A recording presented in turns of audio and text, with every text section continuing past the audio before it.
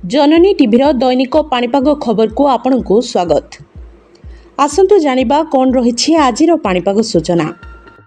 पाणीपाग विभाग पक्षर ओडिशार 7टी जिल्ला को आगामी 24 घंटा मध्य प्रबल वर्षा नहीं सतर्क सूचना जारी करा जायछि।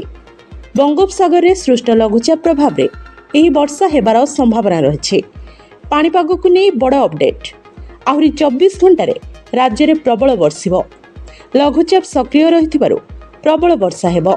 विभिन्न जिल्लार वर्षा हेबे नहीं आकलन करिछि आंचलिक पाणीपाग विभाग।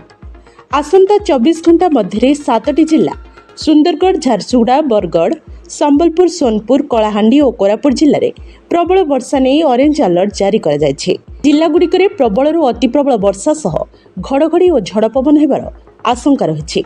पाणीपाग विभाग अनुसार किछि स्थान रे 70 ରୁ 200 मिलीमीटर पर्यंत वर्षा होई पारे। यह सहित 11टी जिल्ला रे प्रबल वर्षा नहीं येलो वार्निंग जारी करा जायछि। 11टी जिल्ला हेउछि देवगढ़, अनुगुल, बौद्ध, कंधमाल, गंजाम, गजपति, रायगड़ा, मालकानगिरी, नवरंगपुर, नुआपड़ा, बलांगीर एसबु जिल्ला रे प्रबल वर्षा नहीं येलो वार्निंग जारी करा जायछि। जुलाई 5 तारिख पर वर्षार परिमाण बढ़िब। पुणी एक लघुचाप आसिबार संभावना रही।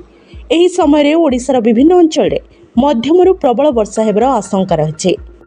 पाणीपागर डेली अपडेट जानिबा पई जननी टीवी को सब्सक्राइब करंतु।